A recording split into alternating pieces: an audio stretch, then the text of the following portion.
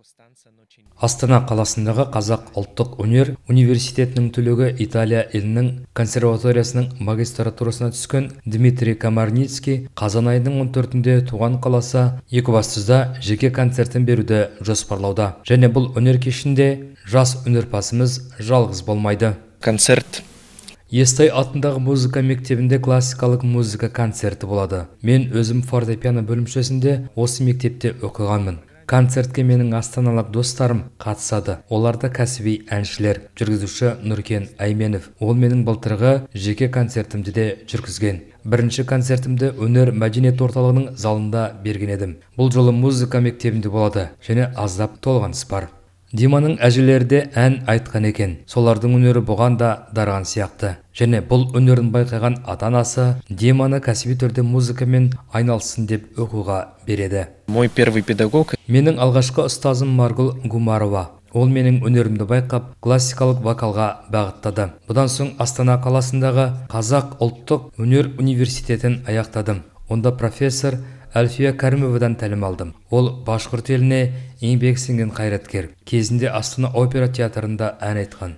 Маған әрдайым тамаша ұстаздар сабақ беріп келеді. Қазір Италияның Флоренциясында Мария Констанца Ночентини деген ұстаздан білім алудамын. Ол Ла Скала Сидней операсының бұрынғы солисі.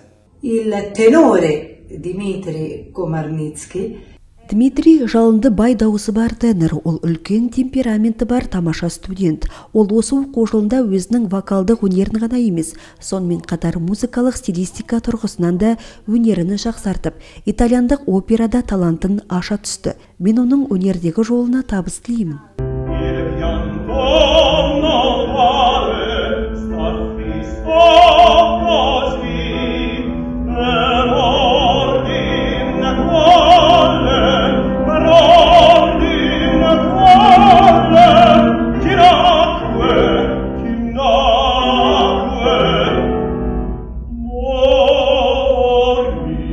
Италияның Луиджи Керубини атындағы консерваториясына түсу үшін жаздарын қаншама еңбек етті. Бірақ нәтижесі оның барлығын ақтауда.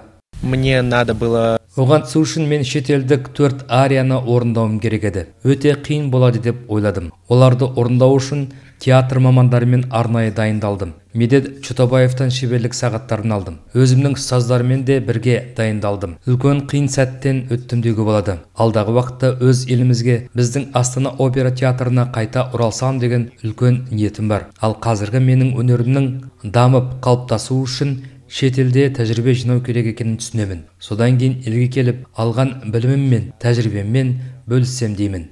Италиядағы консерваторияның магистратурасында білім алумен қатар Дмитрий вокалдан да сабақ береді. Және бір айдан соң оқуын жалғастыру үшін Флоренцияға аттанбақшы. Бірақ оған дейін жас музыкант екібастұздықтар алдында ән айтып, концерт қойып кетеді. Я рад, что... Мен өзімнің туған қалам Екібастұзда концерт беретініме қуаныштымын. Концерт қазанның 14-інде сағат 18:00-де Естай атындағы музыка мектебінде болады. Сіздерді сол өнер кешінде көрсем, үлкен қуанышқа бөленемін.